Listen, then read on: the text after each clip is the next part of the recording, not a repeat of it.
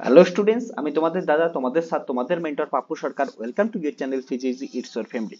তোমরা যারা যারা 2024 উচ্চ মাধ্যমিক এক্সামিনেশন দিচ্ছ, অলরেডি তোমরা রেজাল্ট পেয়ে গেছো এবং সেই রেজাল্টের হার্ড কপি আজকে থেকে স্কুল থেকে পাওয়া স্টার্ট করে যাবা। এবং সঙ্গে সঙ্গে আমাদের আজকে থেকে বিভিন্ন কলেজের অ্যাডমিশন স্টার্ট হচ্ছে এবং অনেক কলেজের অ্যাডমিশন পরবর্তীতে স্টার্ট হবে।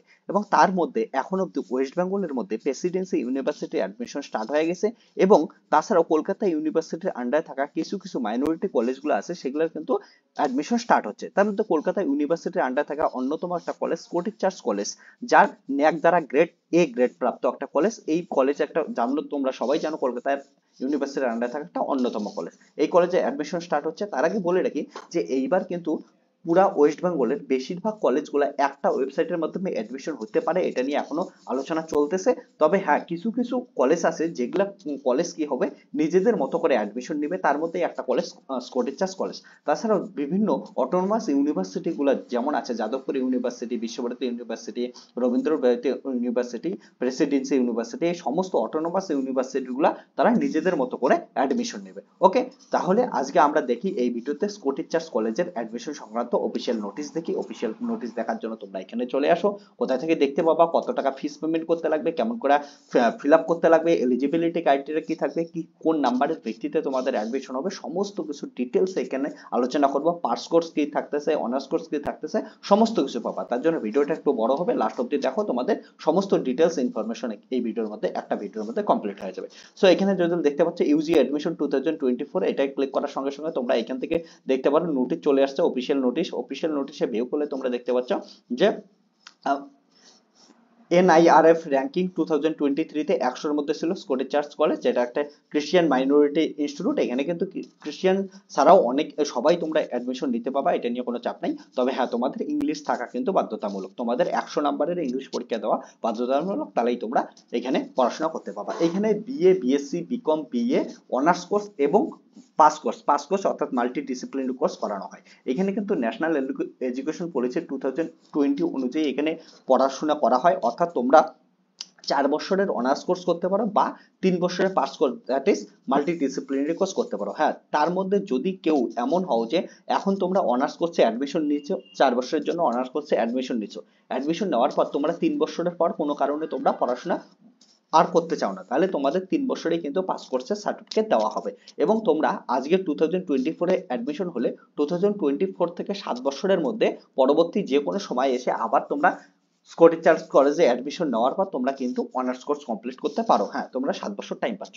এবং এইখানে তোমরা ভর্তি হওয়ার জন্য 2021, 22, 23, 24 সমস্ত স্টুডেন্টরাই এখানে অ্যাডমিশন নিতে পাবা এবং তোমাদের এখানে নাম্বারের কোনো কিন্তু নাম্বারের পার্সেন্টেজ কাটা যাবে না। সো তোমরা যারা যারা আগে কোনো পড়াশোনা করছো কিন্তু অ্যাডমিশন নেও নাই, কোনো কারণে কোনো পরীক্ষার, কম্পিটিশন পরীক্ষা বা অন্য কিছু কোর্স করছো, কিন্তু এখন তোমরা অনার্সে অ্যাডমিশন নিতে চাও বা পার্সে অ্যাডমিশন নিতে চাও, তাহলে কিন্তু তোমাদের সেই নাম্বার দিয়ে অ্যাডমিশন হতে পারো। 2021-এর আগে যদি কেউ পড়াশোনা করে থাকো, তারা কিন্তু অ্যাডমিশন হতে পারছো না। ওকে, এইখানে তাহলে তোমরা পাস কোর্স দেখতে পাচ্ছ এবং মাল্টিডিসিপ্লিনারি কোর্স অর্থাৎ পাস কোর্স বা মাল্টিডিসিপ্লিনারি কোর্স আর অনার্স কোর্স দেখতে পাচ্ছ, 3 বছর আর 2 বছর। তাছাড়াও এইখানে কিন্তু তোমাদের থাকতেছে মাল্টিপল এক্সিট পয়েন্ট, অর্থাৎ তোমরা second semester, fourth semester, six semester, এই সেমিস্টার গুলোর পর পর তোমরা এক্সিট নিতে পারো। এক্সিট নেওয়ার জন্য তোমাদের বিভিন্ন যে সার্টিফিকেট গুলো দেওয়া হয়, সেই সার্টিফিকেট গুলো দেওয়া হবে, পরবর্তীতে আসে ওই সার্টিফিকেট দেখা, পরবর্তীতে তোমরা কোর্সগুলো কমপ্লিট করতে পারো। ওকে, তাহলে দেখতে পাচ্ছ এখানে সমস্ত কিছু এগুলা আমি বলে দিলাম তোমাদের কি কি করতে লাগবে। এবার এলিজিবিলিটি ক্রাইটেরিয়ার সময় একটা জিনিস মাথায় রাখবে যে তোমাদের ইংলিশ তো লাগবেই, এখানে 100-র মধ্যে ইংলিশ, 100-তে ইংলিশ পরীক্ষা সবার দিতে লাগবে। ওকে, তারপরে এখানে বলা আছে, এখানে ভালো করে এই জিনিসটা দেখবে যে in top 4 subject in order of the marks accord by a student, এটা দিয়ে তোমাদের এগ্রিগেট করা হবে। এগ্রিগেটটা কেমন হবে, তোমরা যে 5টা পরীক্ষা দিছো বা 6টা পরীক্ষা দিছো, তার মধ্যে টপ 4টা নিয়ে এগ্রিগেট করা হবে, এগ্রিগেট। ওকে, এবং তোমাদের যদি কেউ এনভায়রনমেন্টাল সায়েন্স নিয়ে থাকো, তাহলে এনভায়রনমেন্টাল সায়েন্সকে টপ 4-এর মধ্যে রাখতে পাবা যদি তোমরা এনভায়রনমেন্টাল সায়েন্স 100-র মধ্যে এক্সামিনেশন দিয়ে থাকো, অর্থাৎ যেমন আইএসসি বোর্ড, তারপরে সিবিএসসি বোর্ড, এই ক্ষেত্রে দেখা যায় অনেক স্টুডেন্ট এনভায়রনমেন্টাল সায়েন্সে 100-এর মধ্যে এক্সামিনেশন দেয়, তাদের ক্ষেত্রে কিন্তু সেটা টপ 4-এর মধ্যে কনসিডার করা যেতে পারে। কিন্তু যারা যদি কেউ এমন থাকে যে 100-এর মধ্যে এক্সামিনেশন না দাও, সেটাকে টপ 4-এ কনসিডার করা হবে না। ওকে, আর বিভিন্ন বোর্ড থেকে তোমরা এখানে পড়াশোনা করতে পারো, এটা নিয়ে কোনো কিছু নাই, কোনো বোর্ড থেকে পড়াশোনা করার জন্য মাইগ্রেশন দিতে লাগবে না। ওকে, এবার এক এক করে ক্রাইটেরিয়া গুলো দেখি। যদি কেউ বেঙ্গলি অনার্স নিতে চাও, বেঙ্গলি অনার্সের জন্য তোমাদের কি করতে লাগবে, 50% এগ্রিগেট এবং 50% ইন বেঙ্গলি, অর্থাৎ তোমাদের যে টপ 4, এগ্রিগেট মানে টপ 4, তুমি যে 6টা পরীক্ষা দিছো বা 5টা পরীক্ষা দিছো, তার মধ্যে টপ 4-এ তোমাদের টপ 4 অর্থাৎ 400টা পরীক্ষা হচ্ছে, 400-র মধ্যে মিনিমাম তোমাদের এলিজিবিলিটি ক্রাইটেরিয়ার জন্য কত 50% লাগতেছে, অর্থাৎ 200 লাগবে তোমাদের টপ 4-এ, টপ 4-এ 200 লাগবে প্লাস 50% ইন বেঙ্গলি, যেটাই তুমি অনার্স নিতে চাও সেটাতে তোমাদের আবার লাগতেছে 50%।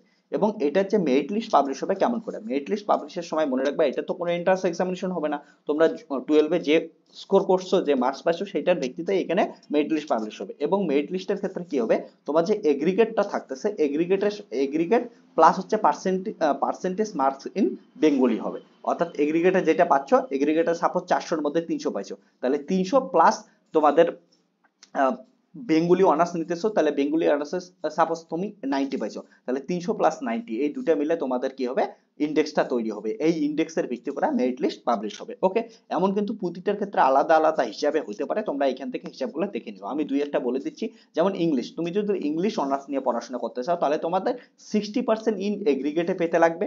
ওকে, অর্থাৎ তোমাদের টপ 4-এ 60% লাগবে। যখন এগ্রিগেট কথাটা আমি বলতেছি, তখন মাথায় রাখতে থাকবে তোমার টপ 4-এর মধ্যে 60% প্লাস হচ্ছে সঙ্গে সঙ্গে তোমাদের যেটা অনার্স নিতেছো সেটার জন্য লাগতেছে, অর্থাৎ টপ 4-এ তোমাদের 60% লাগতেছে এবং 70% ইংলিশে লাগতেছে, ইংলিশ অনার্সের জন্য। এবার এগ্রিগেট থেকে কি করা হবে, এইখানে ইংলিশ অনার্স পড়ার সময় এগ্রিগেট থেকে 20% নেওয়া হবে, অর্থাৎ তুমি যদি টপ 4-এ কথার কথায় ফর এক্সাম্পল আমি বলতেছি 100 পাইছো, 100-র কি হবে হচ্ছে 20% নিবে, তার মানে 20 নাম্বার নিবে এইখান থেকে। এবং তুমি যদি পরবর্তীতে 80% নেবে ইংলিশ অনার্স, যে অনার্সটা নিতেছো, সাপোজ তুমি ইংলিশে 100 পাইছো, তাহলে তোমাদের ওইখান থেকে 80 নিবে আর এখান থেকে 20 নিবে, এই হিসেবে ইন্ডেক্সটা তৈরি হবে। আশা করি এখন তোমরা বুঝতে পারছো। ঠিক তেমনি হিস্ট্রির ক্ষেত্রে দেখতে পাচ্ছ, হিস্ট্রির ক্ষেত্রে যদি আর্টস স্ট্রিম উইথ হিস্ট্রি থাকে, তার জন্য এটা থাকতেছে ইন্ডেক্স কেমন করে তৈরি হয়। তাছাড়া আর্টস স্ট্রিম উইথাউট হিস্ট্রি থাকে, সায়েন্স স্ট্রিমের যদি কেউ হিস্ট্রি অনার্স নিতে চাও, তাদের জন্য এগুলা কি করতে লাগবে, সায়েন্স স্ট্রিম থেকে অনেকেই হিস্ট্রি অনার্স নিয়ে পড়াশোনা করে, জিওগ্রাফি অনার্স নিয়ে পড়ে। ওকে, তোমরাও তারা পড়ার সুযোগ পাচ্ছ, তার জন্য তোমাদের এখান থেকে দেখতে পাচ্ছ যে 60% এগ্রিগেট লাগবে এগ্রিগেটে টপ 4-এ, তাছাড়া তোমাদের 60% ইন ইংলিশ বা বেঙ্গলি লাগবে, কারণটা তোমাদের তো আর সায়েন্সে হিস্ট্রি ছিল না, তার জন্য বেঙ্গলি বা ইংলিশে 60% লাগতেছে। ওকে, তারপরে তোমাদের এখান থেকে এগ্রিগেট ইন্ডেক্স কেমন করে ক্যালকুলেট করা হবে, এখান থেকে তোমরা দেখতে পাচ্ছ, যেটা হাইয়েস্ট আছে সেটার থেকে নেওয়া হবে, বাংলা বা ইংলিশের মধ্যে যেটা হাইয়েস্ট আছে ওইটা তোমাদের স্কোর কনসিডার করা হবে। ওকে, যদি কমার্স স্ট্রিম থেকে কেউ হিস্ট্রি নিতে চাও, তবু তোমরা নিতে পারো। ওকে, তারপরে ফিলোসফির ক্ষেত্রে এখান থেকে দেখতে পাচ্ছ ইন্ডেক্স কেমন করে তৈরি করা হবে এবং তোমার এলিজিবিলিটি ক্রাইটেরিয়া কত লাগবে। ওকে, তোমরা একবার এখান থেকে দেখে নিও। পলিটিক্যাল সায়েন্সের জন্য এখান থেকে দেখবা, তারপরে সংস্কৃতের জন্য, বোটানির জন্য তোমাদের 55% ইন বায়োলজি লাগতেছে, এটা হলেই হবে। তারপরে এগ্রিগেট অর্থাৎ টপ 4-এর যেটা নাম্বার সেটা যুক্ত হচ্ছে, সঙ্গে সঙ্গে তোমাদের হচ্ছে বোটানি বা বায়োলজির যে পার্সেন্টেজটা আছে সেটা তোমাদের যুক্ত হচ্ছে। এমন করে কেমিস্ট্রি দেখতে পারো তোমরা, কম্পিউটার সায়েন্স, ওকে, প্রতিটা স্ট্রিম আছে এখানে, ইকোনমিক্স, ম্যাথামেটিক্স, মাইক্রোবায়োলজি, ফিজিক্স। ওকে, ফিজিক্সের এখান থেকে তোমরা দেখে নিতে পারো সমস্ত কিছু, জিওলজি। ওকে, তারপরে কি বলছে, সেমিস্টার ওয়াইজ 4 ইয়ার 3 আর 3 ইয়ার বিকম কোর্সগুলো দেখতে পারো, বিকম কোর্সগুলোর মধ্যে এখানে বলা আছে, তোমরা এখান থেকে বিকম কোর্সের এলিজিবিলিটি ক্রাইটেরিয়াটা দেখে নিও। তারপরে তোমরা দেখতে পারো যে ক্রেডিট ফ্রেমওয়ার্ক, এখানে তোমরা দেখতে পারো ক্রাইটেরিয়া, বিবিএ অনার্স করার জন্য তোমাদের যে ক্রাইটেরিয়া, বিবিএ অনার্স জন্য এগ্রিগেট থেকে 80% নিতেছে এবং ইংলিশ থেকে 20% নিতেছে। আর তোমাদের বিবিএ করার জন্য যে কোনো স্ট্রিম থেকে তোমরা বিবিএ করতে পারো। ওকে, সেটা সায়েন্স হতে পারে, কমার্স হতে পারে বা আর্টস হতে পারে, তার জন্য তোমাদের যে স্ট্রিম থেকেই তুমি যাচ্ছ, তোমার কিন্তু মিনিমাম 50% মার্কস এগ্রিগেটে লাগবে, অর্থাৎ টপ 4-এ লাগবে। ওকে, এখান থেকে তোমরা দেখতে পারো। তারপরে এইখানে এসসি দের জন্য বেশি সুবিধা থাকবে, এটা সবাই জানোই। ওকে, এবং বাকিদের জন্য কত কত কোয়ালিফিকেশন, কি কত কত সিট ক্যাপাসিটি আছে, এখান থেকে তোমরা দেখে নিও। ওকে, তারপরে প্রতিটার মধ্যে সিট ডিস্ট্রিবিউশন একবার আমরা দেখে নিই। সিট ডিস্ট্রিবিউশন দেখো, বাংলার মধ্যে তোমরা দেখতে পাচ্ছ, বি এর মধ্যে দেখতে পাচ্ছ, বেঙ্গলির মধ্যে টোটাল সিট কত আছে, আমাদের 44 আছে, আর এখানে জেনারেল 21। ওকে, এখান থেকে ক্রিশ্চিয়ান মাইনরিটিদের জন্য দেখতে পাচ্ছ, এসটি দের জন্য 2, এখানে প্রতিটা তোমরা আলাদা আলাদা করে দেখে নিও। ওকে, যদি এমন করে ম্যাথামেটিক্স এর জন্য দেখো টোটাল সিট কত আছে, 70টা আছে, এখানে তোমাদের কাস্ট ওয়াইজ ওকে সমস্ত কিছু ডিভাইড করা আছে, একবার তোমরা স্টপ করে দেখে নিবা সমস্ত কিছু। ওকে, বিএ এমডিসি। তারপর ফিজিক্সের জন্য দেখতে পাচ্ছ টোটাল সিট 50টা আছে, এখান থেকে তোমরা দেখে নিতে পারো। ওকে, তারপরে এইখানে এবার তোমরা দেখতে পাচ্ছ যে কি ধরনের সাবজেক্ট কম্বিনেশন গুলো আছে। এখান থেকে মাল্টি ডিসিপ্লিনারি কোর্স অর্থাৎ পাস কোর্সে যদি তোমরা এডমিশন নিতে চাও, দেখো সেমিস্টার ওয়াইজ 3 ইয়ার বিএ বা BSc multi disciplinary course of studies, এটা যদি পড়াশোনা করতে চাও পাস কোর্সের কম্বিনেশন কি কি হবে এখান থেকে একবার তোমরা দেখে নিও। ওকে, সো তোমাদের কত টাকা ফিস পেমেন্ট করতে লাগবে সেটাও একবার বলে নিই।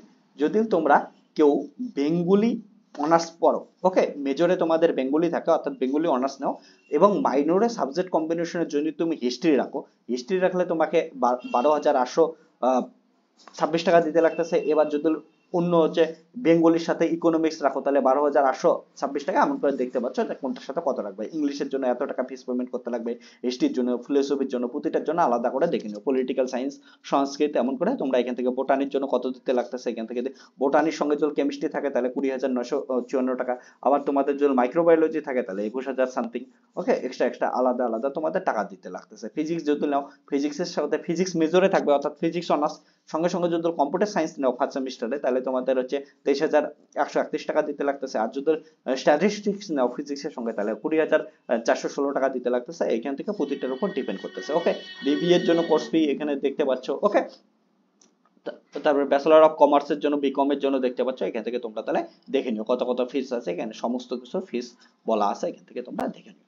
ওকে, তাহলে এবার হচ্ছে এটা দেখে নিলা যে কেমন করে করতে লাগবে। এবার তোমাদের ফর্ম যখন ফিল আপ করবা, ফর্ম ফিল আপ করার পর তোমাদের ফিস পেমেন্ট করতে লাগবে, অনলাইনেই ফিস পেমেন্ট করে দিতে লাগবে। ওকে, ফর্ম ফিল আপ করার জন্য যে ফিসটা লাগতেছে, তারপরে যখন ফাইনাল মেরিট লিস্ট পাবলিশ হবে, মেরিট লিস্ট পাবলিশ হওয়ার পর তোমরা যারা যারা চান্স পাও পরবর্তীতে অ্যাডমিশন নেবে। আর এই যে ফর্ম ফিল আপ করার সময় একটা জিনিস মাথায় রাখবা, সাবধান, বারবার বলতেছি, সেটা ইমেল বা মোবাইল নাম্বার, এই দুটো জিনিস কখনো যেন ভুল করবা না, কারণ এটা পরবর্তীতে তোমরা আপডেটও করতে পারবে না। আর তোমার যে যত কিছু আপডেশন আসবে সমস্ত কিছু ইমেল বা তোমার কিন্তু এই মোবাইল নাম্বারেই আসবে, এই এসএমএস বা মেলের মধ্যে। তো এটা তোমরা ভালো করে মাথায় রাখবা। ওকে, এখানে তোমরা দেখতে পাচ্ছ এখানে বলছে the admission fee submitted in such case considerated, দরকার নেই। ওকে, তোমরা এখান থেকে দেখে নাও। এবার কথা হচ্ছে তোমরা ফর্ম ফিল আপ করবে কেন। ফর্ম ফিল আপ করার জন্য এখানে দেখতে পাচ্ছ অ্যাপ্লাই নাও আছে। ওকে, 9 তারিখ থেকে স্টার্ট হয়ে গেছে, অ্যাপ্লাই নাও আছে। অ্যাপ্লাই নাও করলে এখানে যাবা, তোমাদের অনলাইন রেজিস্ট্রেশন প্রথমে করতে লাগবে, তারপরে ফর্মটা ফিল আপ করতে লাগবে, তারপরে ডকুমেন্ট আপলোড করতে লাগবে, ফিস পেমেন্ট করতে লাগবে, তারপরে প্রিন্ট আউট ডাউনলোড করে রেখে দিবা। ঠিক আছে, এখানে তোমরা প্রথমে ক্লিক করে নেবা, তারপরে ক্লিক করার পরেই ক্লিক হিয়ার প্রসিড টু, এখানে দেখতে পাচ্ছ। এখানে তারপরে তোমাদের সমস্ত কিছু ইনফরমেশন দিয়ে দিবা, তারপরে রিভিউ রেজিস্ট্রেশন করবা, একবার দেখে নিবা, সাবমিট করবা, তারপরে ধীরে ধীরে বাকিটা তোমরা কি করবা, ফিল আপ করে নেবা।